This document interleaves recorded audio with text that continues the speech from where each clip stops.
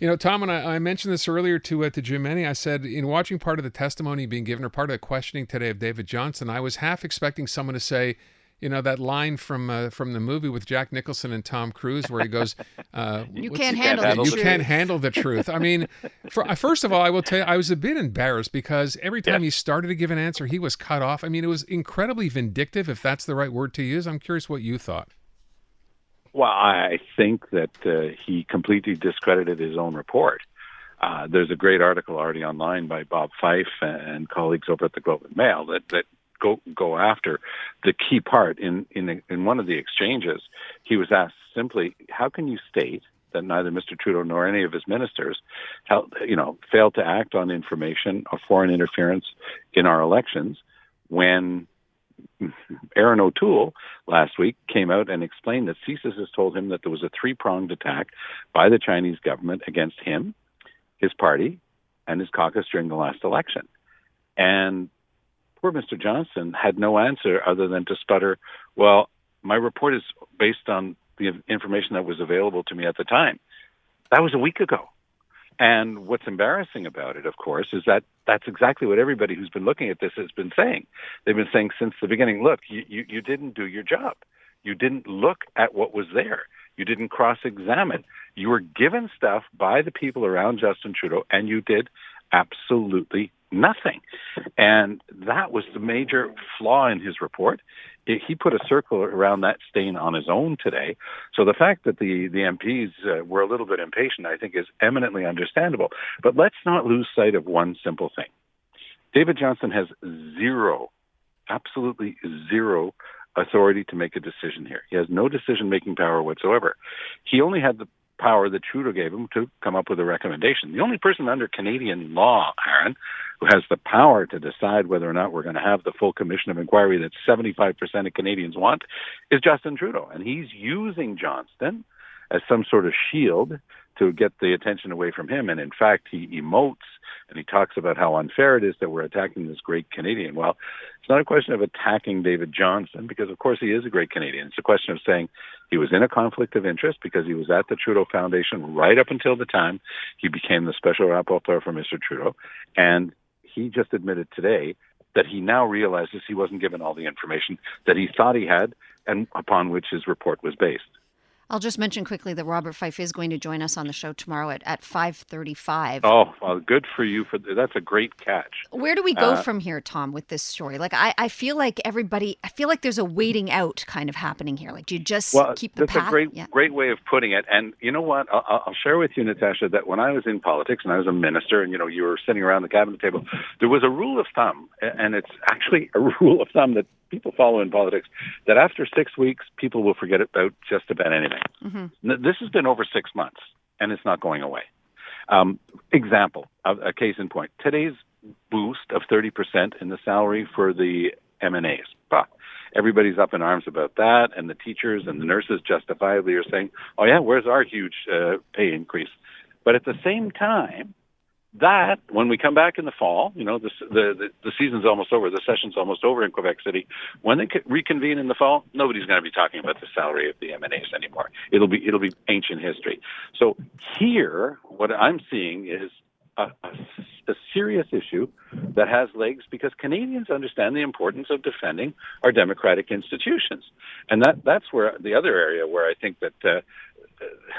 Frankly, Johnston completely failed today because he showed, in my view, no respect whatsoever. Oh, he said the right words, but he showed, in fact, no respect whatsoever for the House of Commons, which is our prime democratic institution, because he couldn't give a hoot what they said in a very solidly passed resolution asking him to step aside because he was not the person who could do this work.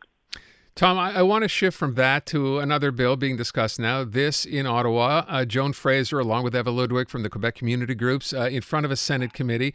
I played this earlier in the show, and I will tell you, reaction was pretty, well, first of all, it was very swift, and it was all positive. So Joan Fraser, former senator, making the case why the Senate should avoid passing Bill C-13, so the amendment to the Federal Languages Act, without taking a little more time to study it. So I want to play some of this for you and then tell me what you think.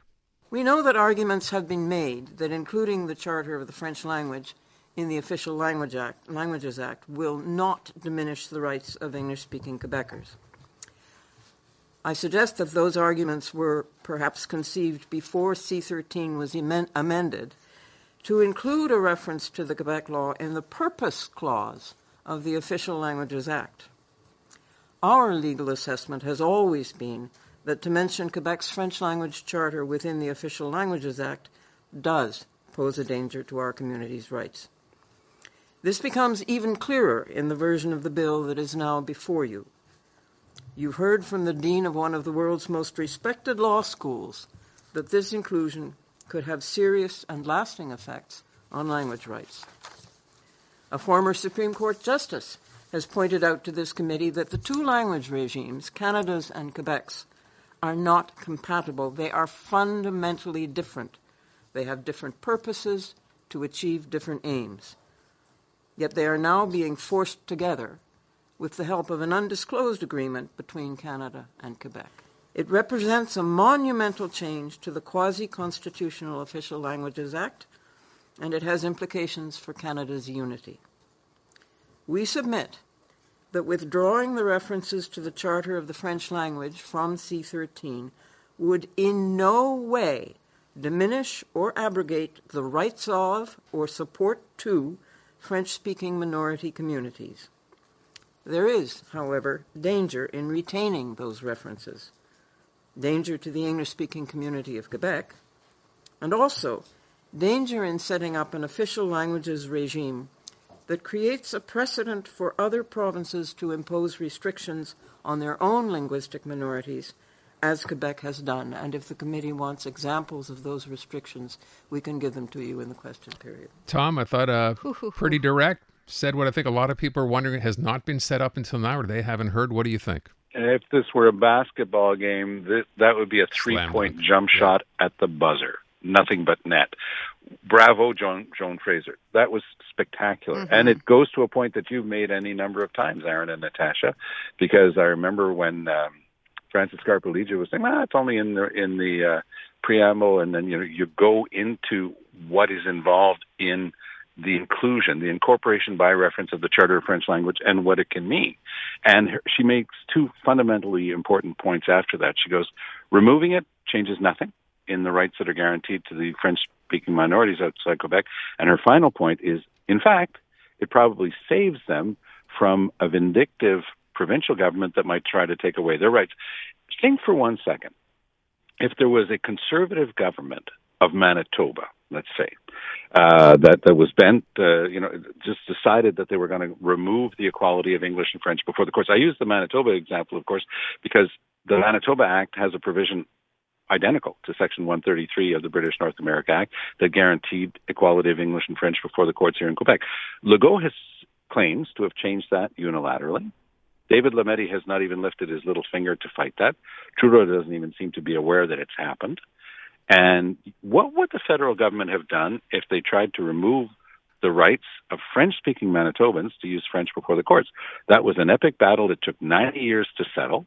And no federal government would have ever tolerated for 1 second that a provincial government do that. Why are they tolerating it? That the Quebec government is removing that equality right of the English-speaking community of Quebec to equality of French and English before the courts. Why are they tolerating it? And that's Joan Fraser's final point.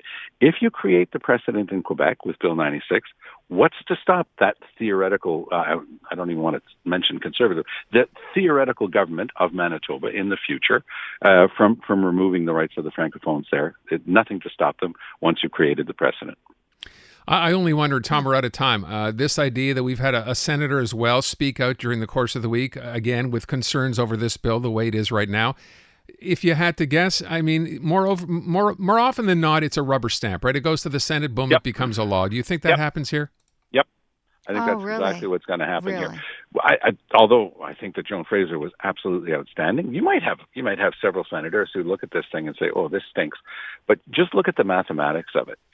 Poilievre and the Conservatives, would they have ever taken a proper look at this? They should have, but they didn't because they don't know anything about Quebec. Poilievre's at 13%. And he's not going to make a vote or do anything that could compromise that. And unlike the other parties, like the Liberals have turfed, their senators are still Liberals, but they're no longer members of the Liberal caucus. But the Conservative senators are still members of the Conservative caucus. So if Poilievre's saying we're voting for this thing, Right. guess what? They're going to vote for this thing. So that leaves the independents, who, by the way, and I'll always give Trudeau credit for something, because I was skeptical about it at the beginning. Trudeau said, no, we're not going to change the Constitution because it's too darn complicated, because the lineup to change it is too long. But tell you what I'm going to do. I'm going to have a better process. I'm going to name better people. And he has largely. There have been exceptions, of course. You get the occasional pure partisan nomination, but it's certainly the best it's ever been. It's much better than it was before, the quality of people. So those independent senators, I think, maybe some of them will be listening. But overall, you have to live this stuff, either be a member of the English-speaking community of Quebec to know how it's affecting you and your family and your friends and your rights, or have studied this stuff. That's why Joan Fraser says, oh, this law professor, this dean of an important law school, and so forth. Those are all people who know the details of this. But overall, this goes 35,000 feet over their heads. I don't expect this thing to be held up at all, but I hope I'm wrong. I think we all do. All right.